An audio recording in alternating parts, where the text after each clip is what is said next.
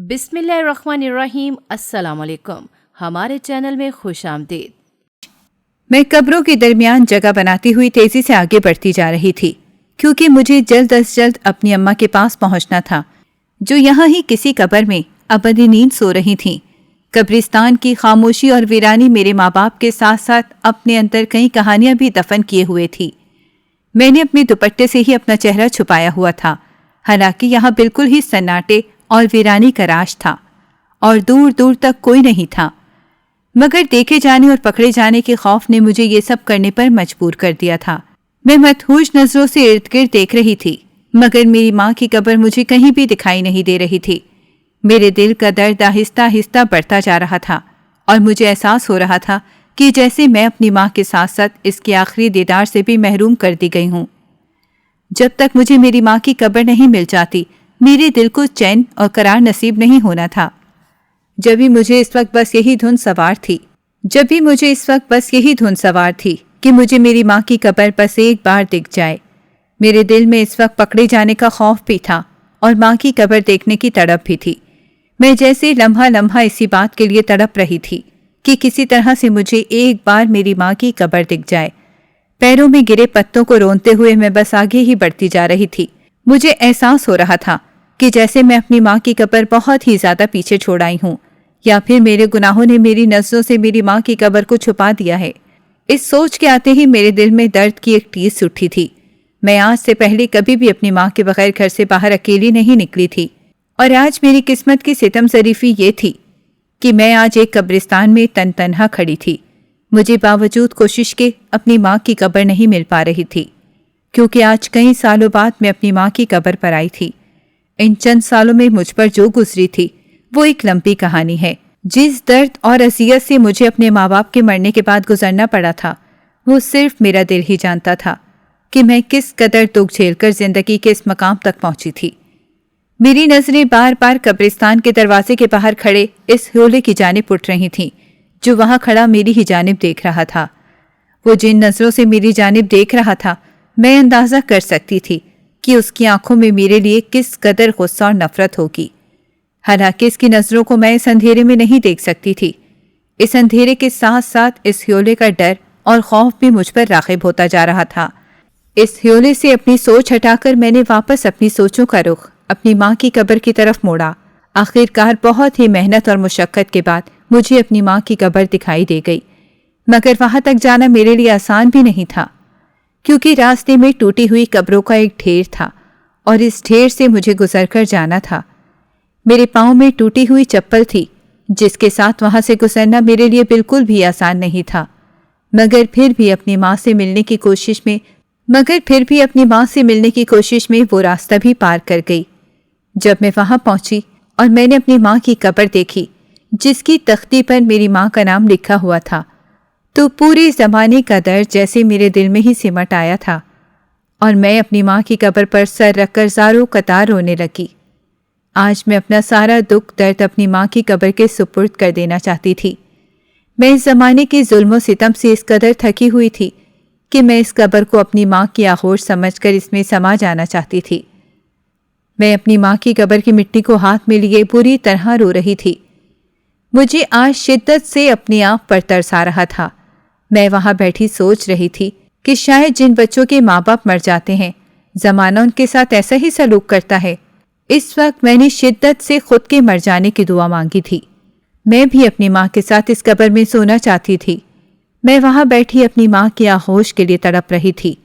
ایک انسان کی زندگی میں اس کے ماں باپ کی اہمیت کیا ہوتی ہے، یہ بات کوئی مجھ سے پوچھتا جو اپنے سارے رشتے گنوا کے آج قبرستان کے اندھیرے میں بیٹھی تھی۔ مجھے یہ بھی خوف محسوس نہیں ہو رہا تھا کہ میں رات کے اس ویرانے میں قبرستان میں بیٹھی ہوں۔ میرے اندر سے سارے احساسات مر سے گئے تھے۔ مجھے اپنی ماں کی قبر پاتے ہی کسی بھی چیز کا ڈر محسوس نہیں ہو رہا تھا۔ مجھے ایسا لگ رہا تھا کہ جیسے سارے ڈر اور خوف میرے دل سے یکدم ہی مٹ گئے۔ یوں جتنی لمبی مسافت میں نے طے کی تھی اور اس مسافت نے میرے تلووں میں جو آبلے دیے تھے، وہ سب جیسے پرسکون ہو گئے ہوں اور ان کا درد یکدم ہی مٹ گیا ہو۔ اتنے سالوں میں آج پہلی بار ہی سکون محسوس کر رہی تھی۔ ابھی میں وہاں بیٹھی اپنے دل کا درد ہلکا کر رہی تھی۔ مجھے محسوس ہوا کہ جیسے میرے کاندھے پر کسی نے ہاتھ رکھا ہو۔ میں نے پلٹ کر دیکھا تو ڈر کے مارے میرا دل اچھل کر حلق میں آ گیا۔ شاید مجھے یہاں بیٹھے بہت دیر ہو گئی، جبھی تو میرے پیچھے اس قبر تک آ گیا تھا۔ میں اپنے ماں باپ کی اکلوتی بیٹی تھی۔ میری ماں نے مجھے بہت ہی منتوں اور مرادوں سے پایا تھا۔ مجھے ان دونوں نے شہزادی بنا کر رکھا تھا۔ میں جب بھی روتی تھی تو میرے ابا فوراً ہی مجھ سے پیار کرتے تھے اور اماں مجھے گلے سے لگا لیا کرتی تھیں۔ ہم لوگ اتنے امیر نہ تھے، مگر میرے لیے میرے ابا بادشاہ تھے، تو میرے ابا نے مجھے شہزادی بنا کر رکھا ہوا تھا۔ جب تک میرے ابا زندہ رہے میں نے اپنی زندگی میں کبھی کوئی دکھ درد نہیں دیکھا تھا، اور نہ ہی مجھے اس بات کا احساس تھا کہ زندگی میں دکھ درد کیسے ہوتے ہیں۔ مگر زندگی نے میرے ابا کے ساتھ بالکل بھی وفا نہیں کی۔ میرے ابا کو اپنی بچپن سے ہی دمے کا عارضہ لاحق تھا۔ میرے ابا زیادہ محنت طلب کام بالکل بھی نہیں کر سکتے تھے، مگر زندگی کی گاڑی چلانے کے لیے وہ ایک فیکٹری میں ملازمت کرتے تھے اور وہاں ان سے بہت ہی زیادہ کام لیا جاتا تھا۔ جب بھی عمر کے ساتھ ساتھ میرے ابا کی صحت بھی گرتی جا رہی تھی اور ان کا یہ عارضہ بھی بڑھتا ہی جا رہا تھا۔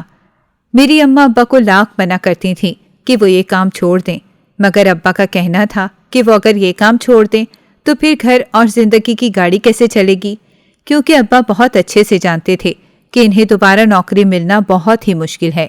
تبھی وہ یہ ملازمت نہیں چھوڑتے تھے، اور اس ملازمت میں ابا کو اچھے خاصے پیسے مل جایا کرتے تھے، جس کی وجہ سے ہمارا گزارا اچھا ہو جایا کرتا تھا۔ مگر میری اماں کو روپے پیسے کا لالچ بالکل بھی نہیں تھا۔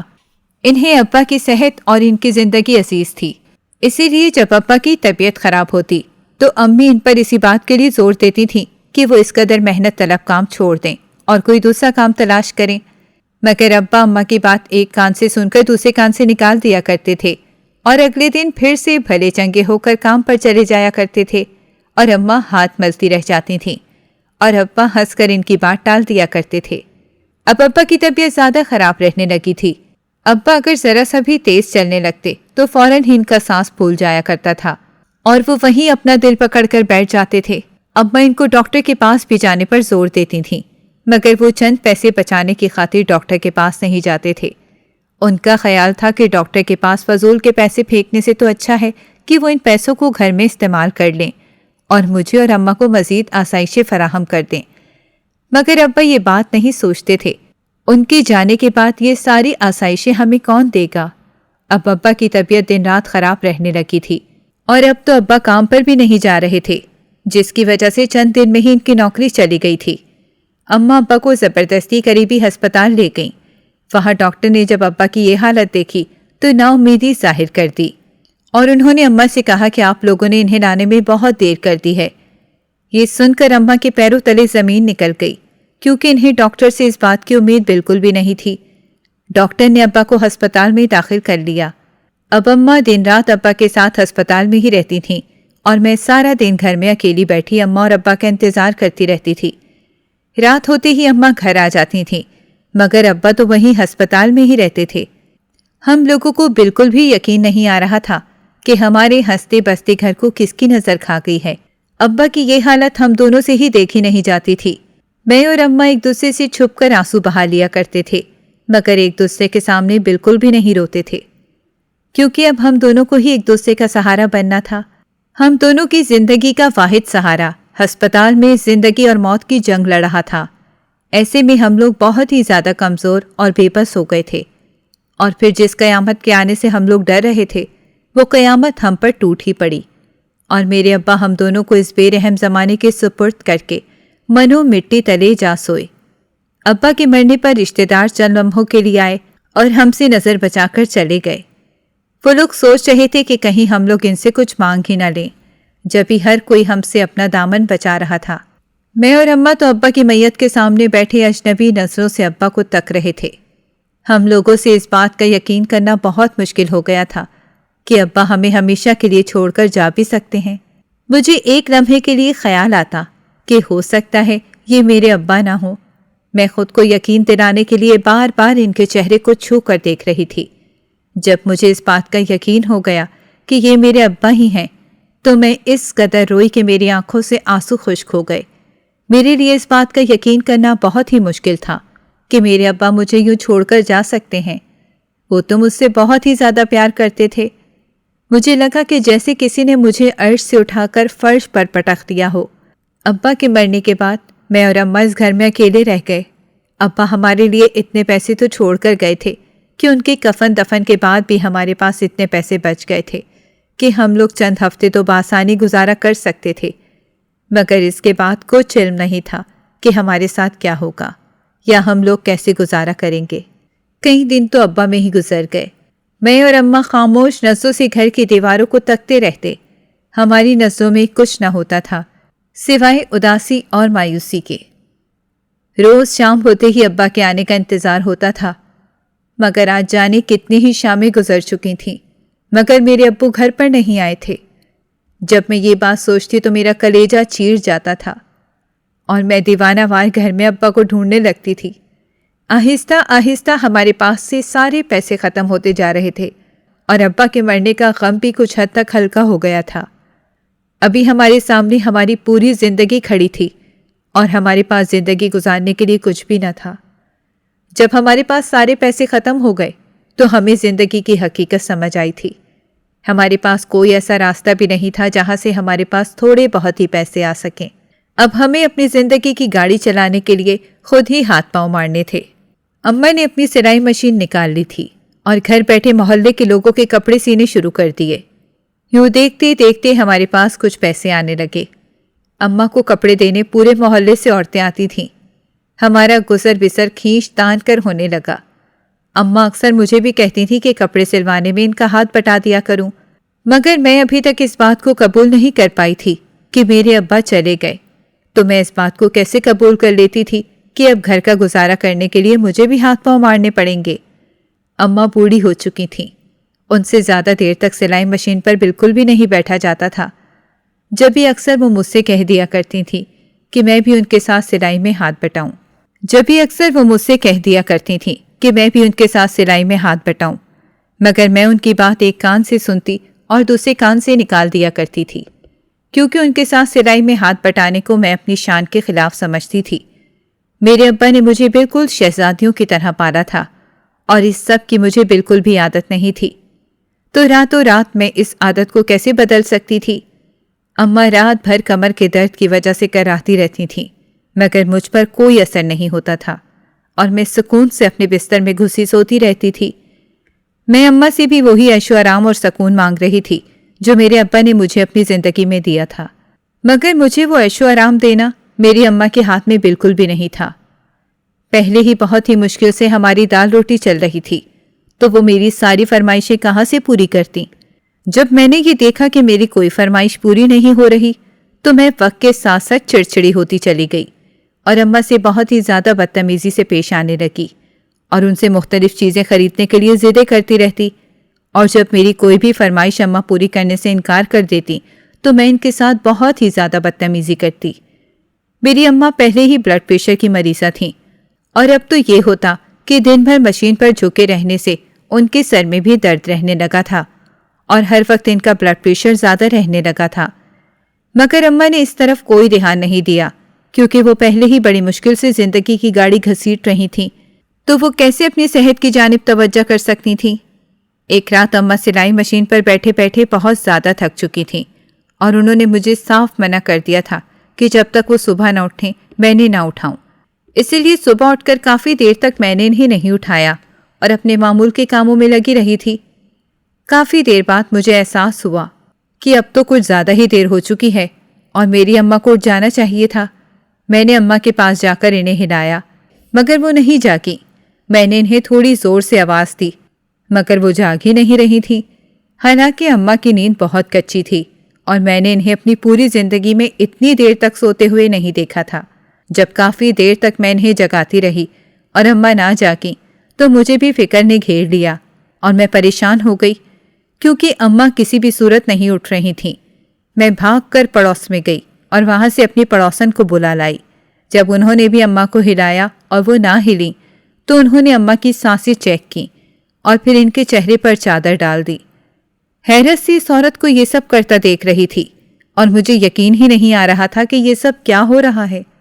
میں بس حیرت سے اس عورت کو اپنی اماں کے چہرے پر چادر ڈالتے ہوئے دیکھ رہی تھی، مگر ادراک کا وہ لمحہ میرے لیے بہت ہی خوفناک تھا میری اماں مجھے چھوڑ کر جا چکی تھیں اور میں اس دنیا میں تنہا رہ گئی۔ میں بس پھٹی پھٹی نظروں سے اپنی اماں کو دیکھ رہی تھی۔ اس بات پر میرے لیے یقین کرنا بہت ہی مشکل تھا کہ میری اماں مجھے چھوڑ کر جا چکی ہیں۔ اب حقیقی معنوں میں اس دنیا میں تنہا رہ گئی تھی۔ میں اب اس بھری دنیا میں تنہا رہ گئی تھی۔ کوئی بھی رشتہ دار مجھے اپنے ساتھ لے کر نہیں گیا۔ سبھی لوگ اماں کی میت میں آئے تھے اور میرے سر پر ہاتھ پھیر کر چلے گئے۔ کسی نے بھی یہ نہیں سوچا کہ لڑکی ذات ہو کر تنہا اس گھر میں کیسے رہو گی۔ اماں کی میت کے بعد آہستہ آہستہ گھر سے سارے ہی مہمان رخصت ہو چکے تھے اور اب میں گھر میں تنہا اور اکیلی پریشان بیٹھی تھی۔ میں آج تک کبھی رات کو گھر میں تنہا نہیں رہی تھی اور اماں کے مرنے کے بعد یہ پہلی رات تھی جو مجھ پر بہت ہی بھاری تھی۔ آہستہ آہستہ پورا گھر خالی ہونے لگا تھا اور مغرب کی اذان کے ساتھ ہی پورے گھر میں سناٹا چھا گیا۔ محلے کی جو ایک دو عورتیں بچی تھیں وہ بھی اپنے اپنے گھروں کو چلی گئی تھیں اور اب میں اس ویرانے میں تنہا بیٹھی تھی۔ آج مجھے اپنا گھر گھر نہیں لگ رہا تھا بلکہ کوئی ویرانہ معلوم ہو رہا تھا جہاں صرف میری ذات تھی اور اس کے ساتھ چمٹی تنہائی تھی۔ مجھے اس رات احساس ہوا کہ جیسے اماں اور ابا اسی گھر میں ہوں۔ مجھے بار بار گھر میں آج ان کی موجودگی محسوس ہو رہی تھی۔ میں پوری رات اپنے اماں ابا کو یاد کر کے آنسو بہاتی رہی، مگر آج تو میرے آنسو پوچھنے والا بھی کوئی نہیں تھا۔ 2 دن مجھے گھر میں تنہا رہتے ہوئے گزر چکے تھے، مگر ان 2 دنوں میں میری خیر گیری کرنے کوئی بھی نہیں آیا تھا۔ اگر میں شاید یہاں اپنے ماں باپ کو یاد کرتے کرتے مر بھی جاتی تو کسی کو خبر بھی نہیں ہوتی۔ ابھی مجھے گھر میں رہتے ہوئے 2 دن گزرے تھے کہ اچانک دروازے پر کسی نے کھٹکھٹایا۔ میں اپنی جگہ چونک گئی کہ دروازے پر کون ہو سکتا ہے، کیونکہ اب تک کوئی بھی مجھے یہاں جھانکنے نہیں آیا تھا۔ ابھی میں یہ سوچ رہی تھی کہ کسی نے دوبارہ سے دروازے پر کھٹکھٹایا تھا۔ میں نے اٹھ کر دروازہ کھولا تو سامنے ہی محلے کی ایک عورت کھڑی تھی۔ اس عورت کا گھر ہماری گلی میں نہیں تھا، پچھلی گلی میں تھا، مگر اماں کی زندگی میں یہ عورت ہمارے گھر کئی بار اپنے کپڑے سلوانے آ چکی تھی۔ اسی وجہ سے میں اس عورت کو بہت اچھے سے جانتی تھی۔ اس عورت نے آتے ہی میرے سر پر ہاتھ رکھا اور مجھے اپنے گلے لگا لیا۔ اتنے دنوں بعد کسی کے کندھے کا سہارا اور آسرا ملا تھا اور کسی نے پیار سے مجھے گلے لگایا تھا۔ میں اس عورت کے گلے لگ کر بے اختیار رونے لگی۔ مجھے اس وقت وہ عورت اس دنیا میں اپنی سب سے زیادہ ہمدرد لگی، کیونکہ میری ماں کے مرنے کے بعد سے لے کر اب تک کوئی بھی میرا حال پوچھنے تک نہیں آیا تھا، اور ایسے میں کوئی ہمدرد مل جائے تو دل کی کیا حالت ہوتی ہے یہ وہی سمجھ سکتا ہے جو کسی ہمدرد اور کسی کے منہ سے 2 میٹھے بول سننے کی آس میں ترسا ہو، اور یہی حالت اس وقت میری بھی تھی۔ میں نے اس عورت کو اندر بلا لیا۔ اندر آ کر اس عورت نے مجھ سے کہا کہ رو نہیں میری بچی، اللہ تمہیں صبر دے۔ وہ عورت مجھے مسلسل اپنے ساتھ لگائے بیٹھی تھی اور مجھے تسلیاں دے رہی تھی۔ اس عورت نے مجھ سے پوچھا کہ تمہارا کوئی رشتہ دار تمہیں لینے نہیں آیا؟ تو میں نے انکار میں سر ہلا دیا اور اس سے کہا میرا کوئی رشتہ دار مجھے اب تک لینے نہیں آیا، کیونکہ ابھی لوگ مجھے بوجھ تصور کرتے ہوں گے، جبھی مجھے کسی نے اپنے ساتھ چلنے کو بھی نہیں کہا۔ اس سے یہ کہہ کر میں پھوٹ پھوٹ کر رو دی۔ مجھے اس وقت اپنا غم ہلکا کرنے کے لیے کوئی کاندھا چاہیے تھا، اور اس عورت کی صورت میں مجھے وہ کاندھا میسر آ گیا تھا۔ جب ہی میں اپنے دل کے سارے زخم اسے دکھا رہی تھی، اس نے مجھ سے کہا کہ تمہاری اماں بہت ہی اچھی عورت تھیں اور ان کے مجھ پر بہت ہی زیادہ احسانات ہیں۔ جب تمہارے ابا زندہ تھے تو وہ اکثر میری مدد بھی کر دیا کرتی تھیں۔ ان کے مرنے کا مجھے بھی بہت زیادہ دکھ ہے۔ یہ سن کر مجھے مزید دکھ ہوا کہ جو عورت سب کی مدد کیا کرتی تھی، آج اسی کی بیٹی بے آسرا اپنے گھر میں پڑی ہے اور کوئی سے پوچھنے والا تک نہیں ہے۔ وہ عورت کافی دیر تک میری اماں کی باتیں کرتی رہی اور اپنی اماں کو یاد کر کے میری آنکھوں سے آنسو بہتے رہے۔ کچھ دیر بعد اس عورت نے مجھ سے کہا کہ میری کوئی اولاد نہیں ہے، آج سے تم میری بیٹی بن جاؤ اور میرے پاس رہ لو۔ اس عورت کی بات سن کر مجھے سخت حیرت ہوئی۔ کیوں میرے سگے رشتہ داروں نے مجھ سے منہ موڑ لیا تھا، اور کہاں ایک غیر عورت مجھے اپنے گھر میں رہنے کو کہہ رہی تھی؟ وہ عورت مجھ سے کہہ رہی تھی کہ مجھے شروع سے ہی بیٹی کی بہت زیادہ خواہش اور آس تھی، مگر اللہ نے مجھے کوئی اولاد نہیں دی۔ اگر تم میرے ساتھ گھر چلو گی تو تمہاری صورت میں مجھے ایک بیٹی مل جائے گی۔ تم مجھے میری بیٹیوں کی طرح بہت ہی عزیز ہو، اور تمہاری اماں کے بھی مجھ پر بہت زیادہ احسانات ہیں، شاید وہ احسانات اسی صورت میں اتر جائیں۔ میں اس عورت کی باتیں آنکھیں پھاڑے سن رہی تھی، کیونکہ میرے وہم و گمان میں بھی نہیں تھا کہ وہ مجھ سے ایسی کوئی بات کرے گی۔ تبھی مجھے اپنی سماعت پر بالکل بھی یقین نہیں آ رہا تھا، کیونکہ اس زمانے میں ایسے لوگ ملنا بہت ہی مشکل تھا۔ جہاں میرے اپنوں نے میرا ساتھ چھوڑ دیا تھا، وہاں ایک غیر عورت مجھے اپنا رہی تھی اور اپنے گھر میں جگہ دے رہی تھی۔ میں بھی اس تنہائی اور ویرانی سے تنگ آ چکی تھی۔ تنہائی کا خوف میرے اندر پنجے گاڑے بیٹھ چکا تھا، اور مجھے احساس ہونے لگا تھا کہ اگر میں کچھ دن اور یہاں رہی تو اپنے اندر کی تنہائی اور ویرانی سے میں مر ہی جاؤں گی۔ جب ہی میں نے اس وقت اس عورت کے ساتھ جانے کا فیصلہ کر لیا، مجھے ایسا لگا کہ جیسے مجھے میری اماں ایک بار پھر سے مل گئی ہوں۔ اس عورت نے مجھ سے اتنے پیار سے بات کی تھی کہ اس عورت میں مجھے اپنی ماں کی جھلک دکھائی دینے لگی تھی۔ میں اس عورت کے ساتھ اس کے گھر چلی آئی۔ اس عورت کا گھر چھوٹا سا تھا، مگر بہت ہی صاف ستھرا اور خوبصورت گھر تھا۔ میں نے اپنے گھر کا تالا لگا دیا تھا، کیونکہ اب وہاں میرے لیے کچھ بھی نہیں بچا تھا۔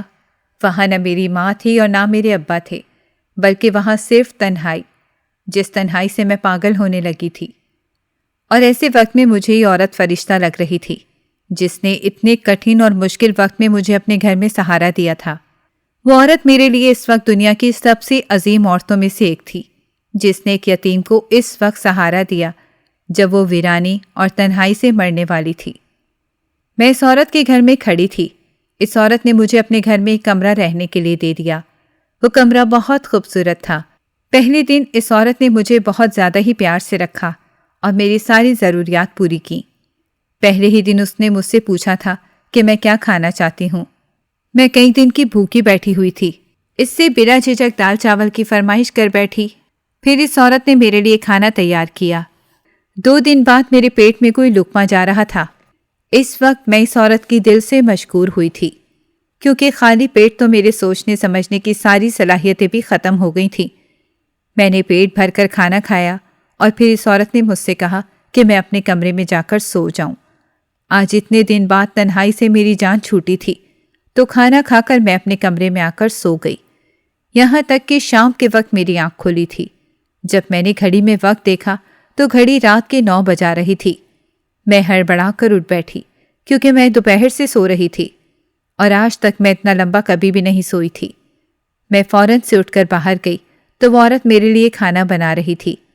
اس نے کئی طرح کے مزیدار کھانے بنا رکھے تھے، اور میں اس عورت کی محبت پر دل سے مشکور ہو رہی تھی، کیونکہ اماں کے جانے کے بعد کوئی پہلی بار مجھ سے اتنے پیار سے بات کر رہا تھا۔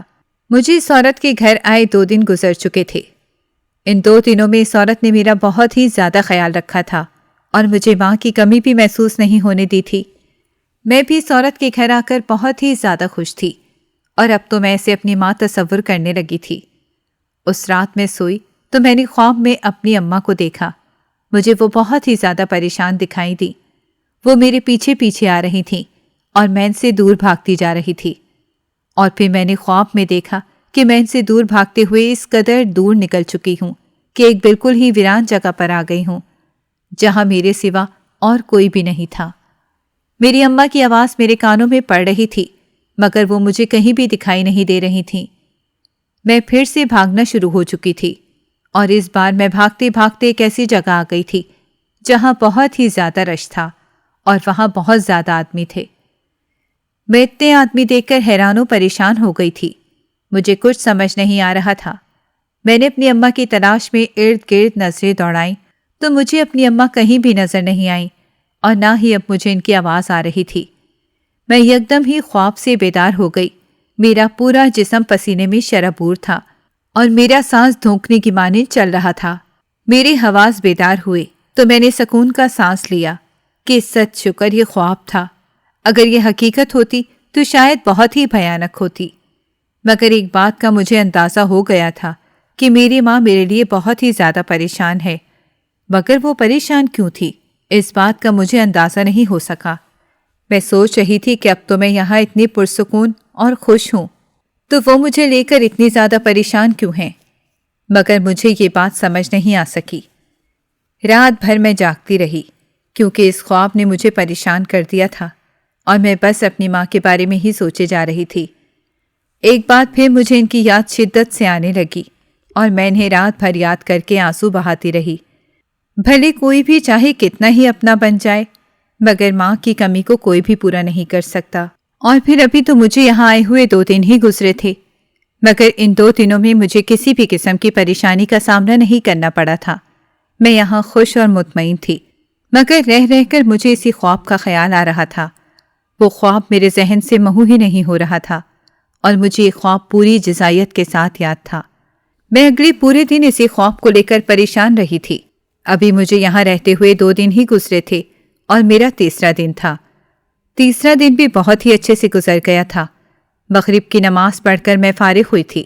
اسی اثنا میں وہی عورت میرے کمرے میں آئی۔ اس کے ہاتھ میں ایک لال رنگ کا دوپٹہ تھا۔ اس نے آتے ہی وہ دوپٹہ میرے سر پر ڈال دیا۔ میں حیرت سے اس کی شکل دیکھنے لگی کہ وہ میرے سر پر یہ لال رنگ کا دوپٹہ کیوں ڈال رہی ہے، مگر مجھے کچھ سمجھ نہیں آ سکی۔ میں نے سوالیہ نظروں سے اس کی جانب دیکھا۔ میری نظروں میں اٹھتے سوال اس عورت نے لمحوں میں ہی پڑھ لیے تھے۔ اس نے مجھ سے کہا کہ آج رات تمہارا میرے بیٹے سے نکاح ہے۔ اس عورت کے منہ سے یہ بات سن کر میرے ہوش اڑ گئے، اور مجھے اپنی سماعتوں پر بالکل بھی یقین نہیں آیا، کیونکہ جہاں تک میں جانتی تھی اس عورت کی کوئی اولاد نہیں تھی، اور اس عورت نے بھی خود مجھے یہی بات بتائی تھی کہ اس کی کوئی اولاد نہیں ہے۔ تو اب یہ بیٹا اچانک کہاں سے آ گیا تھا؟ اس عورت نے مجھے کوئی بھی سوال پوچھنے کا موقع نہیں دیا، اور مجھے تیار ہونے کا حکم دے کر وہاں سے چلی گئی۔ میں وہاں گمسم کھڑی رہ گئی، کیونکہ اس عورت نے میرا نکاح کرنے سے پہلے مجھ سے پوچھنا تک گوارا نہیں کیا تھا۔ میں نے دل میں سوچ لیا تھا کہ یہ میں ہرگز بھی نہیں کروں گی، جسے میں جانتی ہی نہیں اس کے ساتھ نکاح کیسے کر لوں، اور مجھے یہ بات سمجھ نہیں آ رہی تھی کہ اس کا بیٹا کہاں سے آ گیا ہے۔ پھر میں نے سوچا کہ ہو سکتا ہے کہ اس کا کوئی منہ بولا بیٹا ہو، مگر پھر یہ بات بھی ہضم ہونے کے قابل نہیں تھی کہ وہ میری 2 دن میں ہی شادی کروا دیں۔ میں نے سوچ لیا تھا کہ وہ کمرے میں آئیں گی تو میں انہیں منع کر دوں گی، اسی لیے میں تیار نہیں ہوئی اور ویسے ہی بیٹھی رہی۔ کچھ دیر بعد وہ عورت دوبارہ سے کمرے میں آئی، اور مجھے یوں ہی بیٹھا دیکھ کر اس نے مجھ سے دوبارہ کہا کہ تیار ہو جاؤ۔ تو میں نے اس سے پوچھا کہ آپ کا تو کوئی بیٹا نہیں ہے، تو پھر یہ کون ہے؟ میری بات سن کر اس عورت نے کہا کہ یہ میرا منہ بولا بیٹا ہے اور بہت اچھا ہے، تمہیں بہت خوش رکھے گا۔ مگر مجھے پھر بھی تسلی نہیں ہوئی۔ اس عورت سے میں نے کہا کہ آپ یوں کیسے 2 دن میں میری شادی کروا سکتی ہیں؟ میری یہ بات سن کر اس عورت کی آنکھوں میں آنسو آ گئے، اور اس نے مجھ سے کہا کہ کیا تم مجھے اپنی ماں نہیں سمجھتی ہو؟ میں تو تمہیں ایک ماں کا پیار دینا چاہتی تھی، اور ایک ماں بن کر ہی تمہاری شادی کروانا چاہتی تھی۔ اس عورت کی یہ بات سن کر میں پگھل گئی، اور میں نے نکاح کرنے کے لیے حامی بھر لی۔ یوں میرا نکاح پڑھا دیا گیا، اور نکاح کے بعد وہ مجھے کمرے میں لے کر گئی جہاں میرا شوہر موجود تھا۔ میں نے ایک نظر اپنے شوہر کی طرف دیکھا تو مجھے ایسا لگا کہ میرے سر پر آسمان گر پڑا ہو۔ میں نے گردن گھما کر حیرت سے اس عورت کی جانب دیکھا جو خود کو میری ماں کہہ رہی تھی۔ اس عورت کے چہرے پر بالکل سکون تھا۔ میرا شوہر کوئی لڑکا نہیں تھا، بلکہ 50 سال کی پکی عمر کا آدمی تھا۔ اس کے چہرے سے ہی خباثت ٹپک رہی تھی۔ اپنے شوہر کو دیکھ کر میرا دل دہل کر رہ گیا تھا۔ میں بری طرح سے پچھتانے لگی کہ میں نے کیوں اس سے نکاح کی بنا دیکھے حامی بھر لی ہے۔ کچھ دیر بعد اس عورت نے مجھے میرے شوہر کے ساتھ رخصت کر دیا۔ میرا شوہر مجھے اپنے گھر لے آیا۔ اس کا گھر ایک عجیب سے علاقے میں تھا، جہاں سب ہی گھر انتہائی خستہ حالت میں بنے ہوئے تھے۔ مجھے اس جگہ داخل ہو کر ایک عجیب سی وحشت کا احساس ہوا۔ میرا دل کر رہا تھا میں لمحے کے 1000ویں حصے میں وہاں سے غائب ہو جاؤں۔ میرے دونوں ہاتھوں کی ہتھیلیاں پسینے سے تر ہو چکی تھیں، اور میرا دل بری طرح سے گھبرا رہا تھا۔ وہ آدمی مجھے لے کر اپنے گھر کے اندر داخل ہو گیا۔ اس کا گھر بھی انتہائی بوسیدہ سا تھا۔ اس نے مجھے لے جا کر کمرے میں بٹھا دیا۔ میں وہاں ارد گرد کا جائزہ لینے لگی۔ اسی اثنا میں میرے شوہر کے ساتھ کمرے میں 5 آدمی داخل ہوئے۔ میں نے حیرت سے پہلے اپنے شوہر کی جانب دیکھا اور پھر ان 5 آدمیوں کی طرف دیکھا۔ مجھے سمجھ نہیں آ رہی تھی کہ یہ میرے ساتھ کیا ہو رہا ہے۔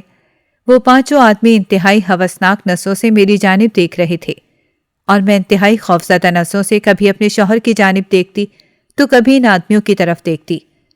اب صحیح معنوں میں میری روح فنا ہوئی تھی، اور مجھے پچھلی رات دیکھے خواب کے مناظر یاد آنے لگے کہ کیوں میرے خواب میں میری ماں اس قدر میرے لیے پریشان تھی، اور میری ماں کے پریشان ہونے کی وجہ میرے سامنے کھڑی تھی۔ اس وقت مجھے اپنے شوہر کا چہرہ کسی شیطان کا چہرہ لگ رہا تھا۔ اس نے پہلے میرے سامنے ان آدمیوں سے پیسے لیے اور پھر اس کمرے سے چلا گیا۔ میں نے اپنے شوہر کے پیچھے جانے کی کوشش کی، مگر وہ میری آواز سنی انسنی کر کے چلا گیا تھا۔ ان میں سے ایک آدمی نے آگے بڑھ کر میرا ہاتھ پکڑ لیا۔ میں نے اس آدمی سے اپنا ہاتھ چھڑوانے کی کوشش کی، مگر اس کی گرفت اس قدر مضبوط تھی کہ میں اس سے اپنا ہاتھ نہیں چھڑوا سکی۔ خوف کے مارے میرے منہ سے آواز تک نہیں نکل رہی تھی۔ میری آواز جیسے کہیں دفن ہو گئی تھی۔ اس رات بس میری آواز ہی دفن نہیں ہوئی تھی، بلکہ میری عزت بھی مٹی میں ملا دی گئی تھی۔ میرا شوہر مجھے ایک رات کے لیے مجھے ان آدمیوں کے ہاتھ بیچ چکا تھا، جنہوں نے میرا جسم ہی نہیں بلکہ میری روح تک نوچ لی تھی۔ صبح ہوتے ہی وہ آدمی گھر سے جا چکے تھے، اور اب تو روز رات کا یہی معمول ہو گیا تھا کہ گھر طرح طرح کے آدمی آتے اور میری عزت کے ساتھ کھیل کر گھر سے چلے جاتے۔ میرا شوہر مجھے گھر میں قید کر کے رکھتا تھا کہ میں یہاں سے کہیں بھاگ نہ جاؤں۔ میں اپنی زندگی سے بہت ہی زیادہ تنگ آ چکی تھی۔ میں نے کئی بار مرنے کی کوشش کی، مگر پھر بھی نہ مر سکی۔ میرا شوہر نہ صرف مجھے گھر میں قید کر کے رکھتا تھا بلکہ مجھے مارتا بھی تھا۔ میں اس سے رحم کی بھیک مانگتی رہ جاتی تھی، مگر اسے بالکل بھی مجھ پر ترس نہیں آتا تھا۔ وہ میرے ساتھ جانوروں سے بھی بدتر سلوک کیا کرتا تھا۔ میں اس سے کہتی تھی کہ وہ مجھے مار ڈالے، مگر میرے ساتھ یہ ظلم نہ کرے۔ اس رات بھی معمول کی طرح ایک آدمی ہمارے گھر آیا۔ اس نے میرے شوہر کو پیسے دیے اور کمرے میں آ گیا۔ آج میں بہت زیادہ تھکی ہوئی تھی اور مجھ میں بالکل بھی ہمت نہیں تھی کہ کسی کی درندگی کا نشانہ بن سکوں، اور اس آدمی کے اندر آتے ہی اس کے قدموں میں گر پڑی اور رو رو کر اس سے رحم کی بھیک مانگنے لگی۔ شاید وہ رحم دل آدمی تھا، اسے مجھ پر ترس آ ہی گیا۔ اس نے مجھ سے پوچھا کہ کیا تم یہ کام اپنی مرضی سے نہیں کرتی ہو؟ تو مجھے لگا کہ شاید اس آدمی کو مجھ پر ترس آ گیا، تو میں نے اسے ساری کہانی بتا دی کہ کس طرح ان لوگوں نے مجھے اپنے جال میں پھنسایا ہے۔ یہ سن کر اس کے چہرے کے تاثرات سخت ہو گئے۔ میں نے اس کے پیر پکڑ کر کہا کہ پلیز مجھے یہاں سے نکال لو، اس کے بدلے تم جو بھی بولو گے میں وہ کروں گی۔ میری یہ بات سن کر اس نے گہری نظروں سے میری طرف دیکھا اور میرا ہاتھ پکڑ کر مجھے اٹھایا۔ میں امید بند نظروں سے اس کی جانب دیکھنے لگی اور دل میں دعا کرتی جا رہی تھی کہ یا اللہ اس آدمی کو مجھ پر ترس آ جائے۔ اس نے میرا ہاتھ پکڑا اور مجھے اپنے ساتھ لے کر گھر سے نکل گیا۔ میرے شوہر کو میرے گھر سے باہر جانے کی خبر نہیں ہو سکی، کیونکہ وہ شراب کے نشے میں دھت کمرے میں پڑا تھا، اور نہ ہی اس کے وہم و گمان میں یہ بات ہوگی کہ کوئی آدمی مجھے یہاں سے لے کر نکل جائے گا۔ میں کئی سالوں بعد گھر سے باہر کی دنیا دیکھ رہی تھی۔ اس آدمی نے مجھ سے پوچھا کہ وہ مجھے کہاں اتارے۔ میں نے اسے کہا کہ مجھے قبرستان کے پاس اتار دے۔ میری یہ بات سن کر وہ آدمی حیرت سے میری شکل دیکھنے لگا۔ میں نے اس سے کہا کہ میں سب سے پہلے اپنی ماں سے ملنا چاہتی ہوں، وہ قبر میں سو رہی ہیں۔ اس آدمی کے چہرے سے ہی بیزاری آیا تھی۔ میری بات سن کر انتہائی بیزاری سے میری جانب دیکھا اور قبرستان کی جانب گاڑی موڑ لی۔ قبرستان پہنچ کر مجھے اپنی ماں کی قبر تلاش کرنے میں بہت ہی زیادہ مشکل پیش آئی، مگر جب میں نے اپنی ماں کی قبر تلاش کر لی تو مجھے ایسا لگا کہ ایک بار پھر سے میں نے اپنی ماں کو پا لیا ہے۔ میں جہنم سے نکل کر قبرستان آئی تھی۔ میں زاروں قطار رو رہی تھی۔ وہ انجان آدمی باہر کھڑا میرا منتظر تھا۔ کچھ دیر بعد وہ آدمی مجھے لینے کے لیے قبرستان میں آ گیا۔ اس کے چہرے پر غصے کے آثار دیکھ کر میں بری طرح سے ڈر گئی تھی۔ اس آدمی نے مجھے روتا دیکھ کر مجھ سے کہا کہ یہاں سے چلو، بہت رات ہو گئی ہے، تمہارا شوہر کبھی بھی تمہیں ڈھونڈتے ہوئے یہاں پر آ سکتا ہے۔ اس کی یہ بات سن کر میں اپنے آنسو پوچھتے ہوئے اٹھ کھڑی ہوئی اور اس کے ساتھ چلتی ہوئی قبرستان سے باہر آ گئی۔ اس نے مجھ سے دوبارہ پوچھا کہ اب میں تمہیں کہاں اتاروں، مگر میرے پاس اس کی بات کا کوئی جواب نہیں تھا، کیونکہ میرے پاس رہنے کے لیے کوئی ٹھکانہ ہی نہیں تھا۔ میں نے اس آدمی سے کہا کہ مجھے کسی دارالامان میں اتار دے جہاں میں عزت سے رہ سکوں۔ میری یہ بات سن کر اس آدمی نے گہری نظروں سے میری جانب دیکھا۔ میری آنکھوں سے مسلسل آنسو بہہ رہے تھے۔ اس آدمی نے مجھے دارالامان کے باہر اتار دیا اور اپنی جیب سے کچھ پیسے نکال کر میری جانب بڑھا دیے، جنہیں نہ چاہتے ہوئے بھی میں نے پکڑ لیا، کیونکہ میرے پاس اس کے سوا اور کوئی چارہ بھی نہیں تھا۔ میرے اترتے ہی وہ آدمی گاڑی لے کر وہاں سے نکل گیا تھا اور میں دارالامان کے اندر آ گئی۔ آج بھی میں دارالامان میں ہی رہتی ہوں۔ میری زندگی کے جو سال میرے نام نہاد شوہر نے برباد کیے ہیں، وہ شاید میرے پاس لوٹ کر کبھی واپس نہیں آ سکتے۔ آج بھی جب میں سوتی ہوں تو بار بار نیند سے بیزار ہو جاتی ہوں۔ میرا بھیانک ماضی میرا پیچھا نہیں چھوڑتا ہے۔ میں نے بے مقصد زندگی گزارنے سے بہتر یہ سمجھا کہ میں اپنی زندگی کو کسی کام میں لے آؤں۔ اسی لیے میں دارالامان کی عورتوں کو سلائی سکھانے لگی تھی۔ آج بھی جب میں کپڑے سینے کے لیے سلائی مشین پر بیٹھتی ہوں تو مجھے اپنی اماں کی شدت سے یاد آتی ہے۔ وہ مجھے کہتے کہتے قبر میں اتر گئیں کہ میں ان کی کچھ مدد کر دیا کروں، مگر میں نافرمان بنی رہی۔ مجھے آج بھی لگتا ہے کہ یہ سب میرے گناہوں کی سزا ہے۔ میری ماں کو ستانے کی سزا مجھے ملی ہے۔